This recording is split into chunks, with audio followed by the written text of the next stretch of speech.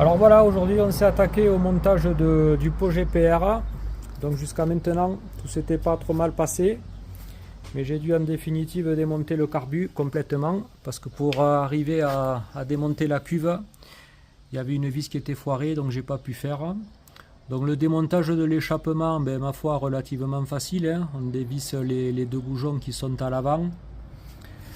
On finit par dévisser ici les deux qui sont à l'arrière, un là, un ici, et puis finalement ça vient tout seul. Donc ensuite, comme le pot GPR il est livré avec un gicleur de 120 et avec un nouveau joint pour l'échappement, je me suis attaqué le démontage, on va dire, du carbu en dévissant la boîte à air. Donc la boîte à air, une vis là, ça prend du jeu comme ça. J'avais dévissé ici ce collier, j'avais dévissé ici ce collier, j'avais pu retirer la bague qui était dans le carbu, j'avais pu venir faire venir le carbu un peu comme ça vers moi. Je me suis dit, tu vas détacher la cuve et tu changeras ton gicleur. Et puis finalement, sur les 4 vis de la cuve, je me suis retrouvé avec une vis foirée, impossible de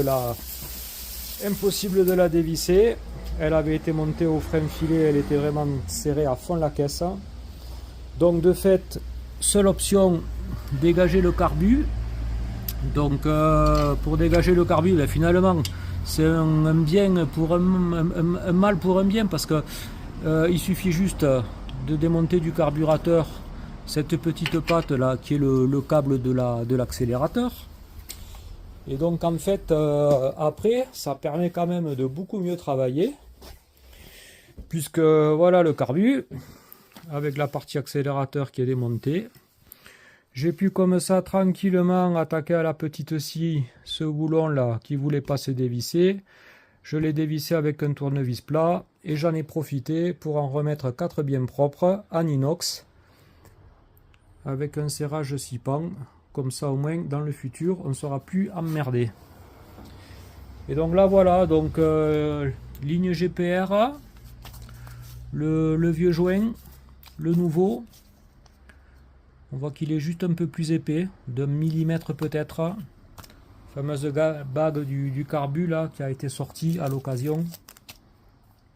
Le gicleur qui était livré 120, ça c'est le 112 donc qui est d'origine. Je l'ai vérifié, je viens de le remplacer là sur le carbu, ça c'est fait. Je vais maintenant passer au remontage du carbu là.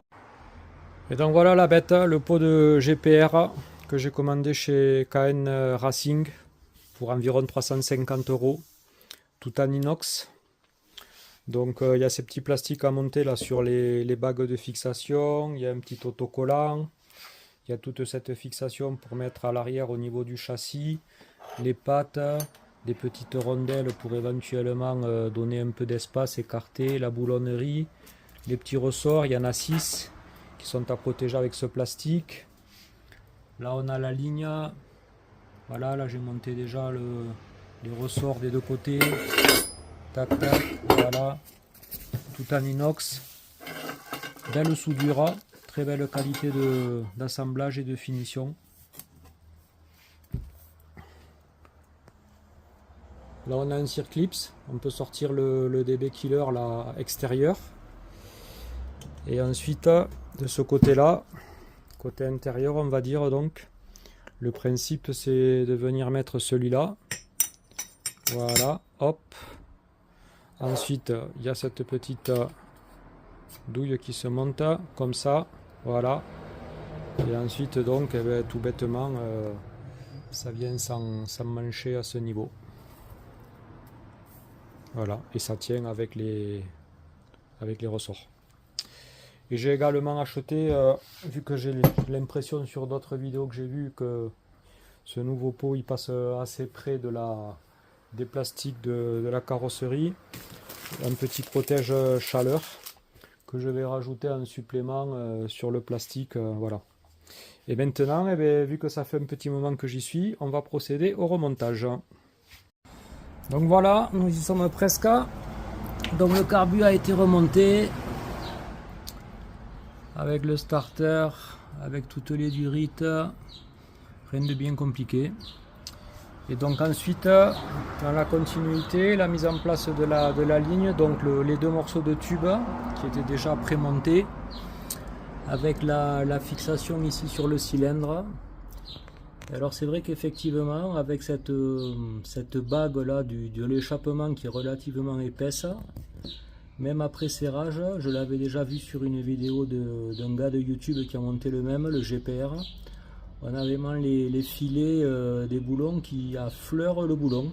Donc il faut faire un serrage bien identique des deux et le surveiller peut-être après dans le futur. Mais bon, ça doit écraser un peu le nouveau joint qui est en matériau aluminium, j'imagine. Mais c'est cette partie en fer là du pot d'échappement qui fait presque 5 mm, qui est beaucoup plus épaisse que l'autre. Et qui fait que donc on se retrouve avec pas plus de filets pris dans l'écrou. Et donc ensuite derrière là, on va finir maintenant l'assemblage du pot. Je suis en train de regarder un peu les rondelles qui vont être utilisées. Et on voit quand même que le pot il vient bien dans l'axe, il touche pas au plastique. Là sur la gauche c'est l'aluminium par chaleur que j'ai rajouté sur la partie plastique. Et moi pour le coup j'ai un tube là qui est tassé dans l'axe, qui va bien être soufflé, qui va bien respirer, qui touche pas nulle part à des parties du châssis. Voilà. Et là maintenant on va finir le montage des brides. Voilà, donc montage terminé. Moi j'ai trouvé le bon compromis en plaçant deux entretoises de couleur noire à ce niveau là, côté châssis, ainsi que dans le fond. J'ai rajouté des petites rondelles grower ici par exemple, histoire de m'assurer que le boulon ne se dévisse pas. Voilà, ça nous fait cette fixation là, c'est bien propre. Donc là je suis assez content aussi parce que finalement ça touche nulle part, ça touche pas au châssis. On a grosso modo 1 cm. On a également un bon espace ici où j'avais mis le pare-chaleur, mais on arrive à passer sans problème les doigts, donc tout doit dépendre un peu de chacun comment il fait son montage. Voilà, et maintenant on finit, on met la plaque de protection et démarrage. Voilà, mission accomplie, le démarrage s'est bien passé.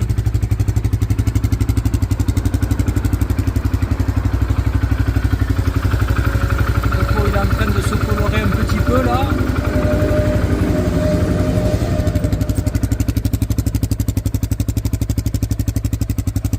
Très belle sonorité, beaucoup plus sympa que celle d'origine. Et on dirait aussi qu'il y a une meilleure montée dans les tours.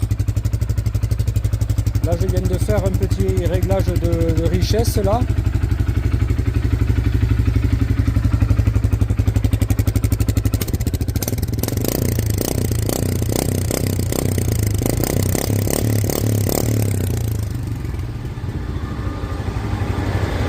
Ouais, ça pète bien quoi. Allez, ciao ciao.